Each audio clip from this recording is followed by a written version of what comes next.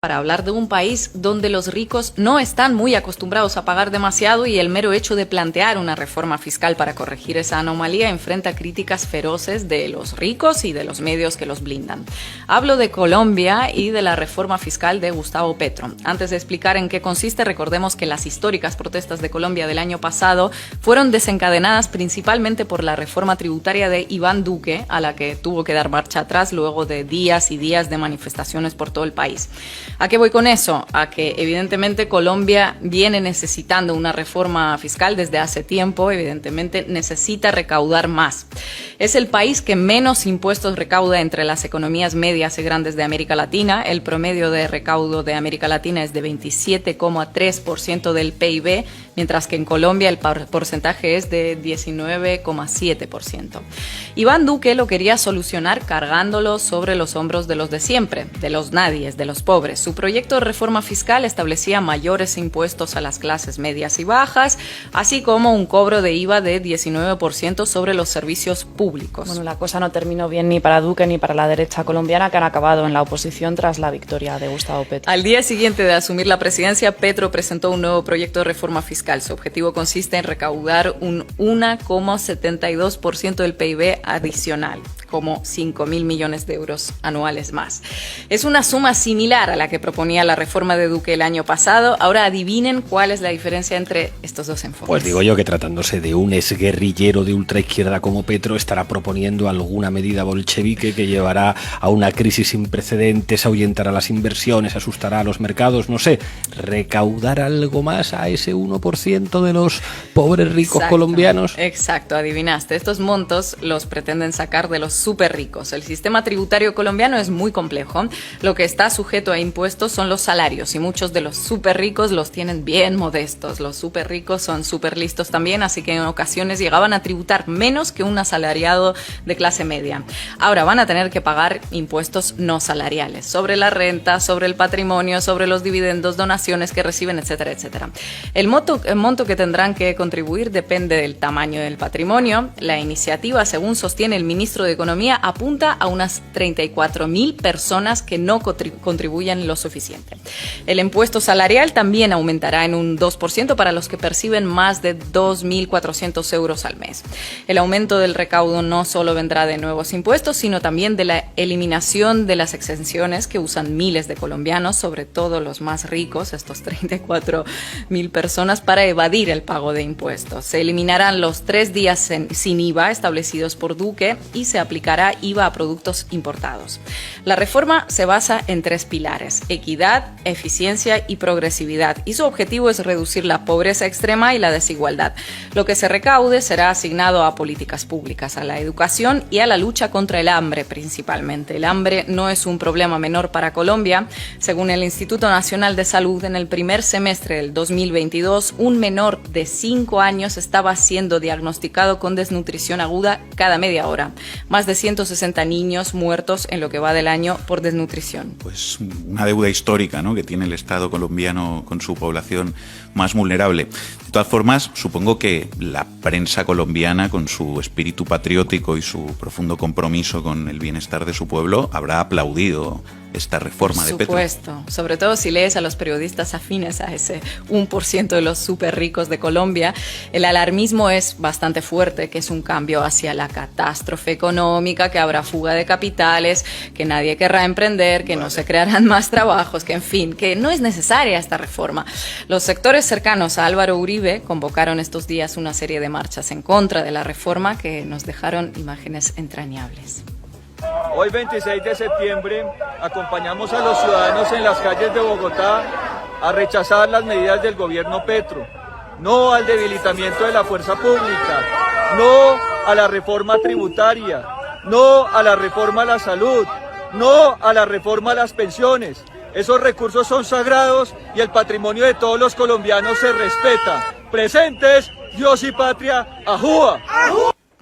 Esto que era Dios y patria. en la calle Núñez de Balboa de Bogotá. Claro. Era esa manifestación. O sea, ¿no? no a la reforma, no a tocar el patrimonio, no a Petro, no a todo. ¿La revolución cayetana será Es- internacional o no será? Este manifestante defensor de los multimillonarios se llama José Jaime Uzcategui. Se define en Twitter como orgulloso hijo del general Uzcategui. Su padre, Jaime Humberto Uzcategui, se convirtió en el primer general del ejército colombiano condenado por una masacre paramilitar en Mapiripán que dejó al menos 50 muertos. Lo sentenciaron por secuestro y homicidio agravados.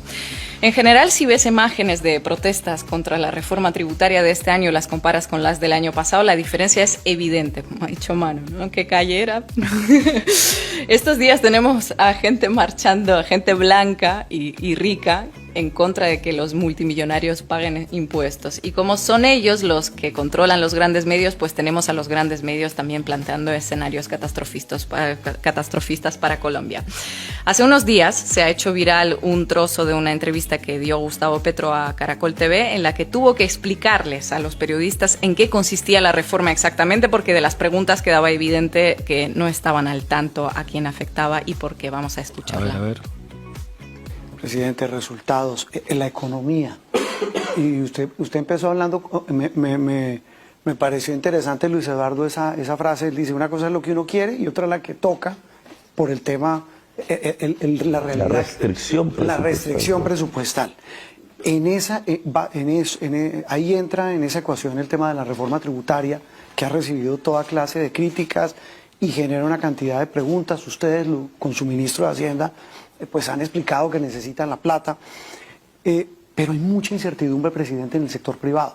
Dices, mire, si se pretende mover la economía, ¿cómo se espantan los que están creando empleo y haciendo mover la economía? Hay una encuesta esa tesis muy difícil sobre el tema. Y esa dicen, tesis es una ideología. ¿Quiénes producen el empleo en Colombia? La mitad del empleo se produce por la misma gente. La mitad de la economía colombiana, la economía popular que usted ve ahí en San Victorino, en todas partes, informal. Es la misma gente sobreviviendo. La otra mitad de la economía, un poco que llaman formal, está la inmensa mayoría compuesta de pequeños y medianos empresarios, sobre los cuales realmente nosotros no queremos poner los impuestos. Pequeños y medianos empresarios explican el 80% del empleo asalariado del país. Y entonces ahí no está el tema, ¿no? Es una ideología, lo que pasa es que no quieren ciertos sectores muy ricos de la sociedad colombiana que le pongan impuestos. O sea, esas pequeñas y medianas empresas no van a sufrir en la tributaria. No van a sufrir fuera de la transparencia misma, no se les sube la tasa de impuestos de renta, nada de eso. Claro, el impuesto al patrimonio va sobre los ricos, sobre los más ricos de Colombia. Acabo de leer ahí en España que se va a plantear el impuesto a las grandes fortunas, es lo mismo. En Estados Unidos es lo mismo. Es los más ricos que han amasado unas fortunas inmensas, aquí ni se hable de eso, que ya ni se la gastan ni los bisnietos. Si quisieran gastarse una fortuna diaria, ni los bisnietos se las gastan. Entonces, ¿por qué no un impuesto ahí para arreglar problemas de la gente que es más débil, más pobre? Eso es lo que queremos hacer en Colombia. Entonces, como nunca se había hecho una reforma tributaria en función de que los que más tienen más paguen, que es lo que ordena la Constitución, sino que siempre, no, el IVA a la yuca, el IVA a la leche, el IVA a la comida, el IVA al aceite. Es decir, que los que comen, que somos todos, paguen, entre esos más duramente el que menos plata tiene. Como esa era la costumbre en contra de la Constitución, entonces ahora sí, no, qué reforma tributaria tan mala, hay que hacer una marcha. No, señores, los más ricos tienen que pagar más impuestos, porque hay que lograr llevarle la comida al niño pobre y a la niña pobre. Esa es la paz. Pero esa reforma tributaria produce miedo. Uno escucha a la gente en la calle, algunos dicen, esperemos a ver qué pasa en el primer año del gobierno Petro. Otros dicen, no voy a invertir. Otros dicen, me llevo la plata para afuera. Eso pero ¿a dónde se la van a...? Eso de llevarse la plata para afuera, ¿a dónde la vayan a llevar? Aquí a Nueva York. Aquí en Nueva York se paga 2 veces más impuestos que en Bogotá. ¿A dónde se la van a llevar? A Miami.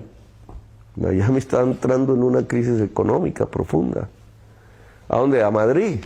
En Madrid, donde se está hablando del impuesto a las grandes fortunas, ¿a dónde se la llevan? A Surinam. Y efectivamente, allá donde quieras llevar la plata, el impuesto seguirá siendo mayor que el que tendrás que pagar en Colombia, salvo si es un paraíso fiscal. Sigue Petro en esta entrevista dando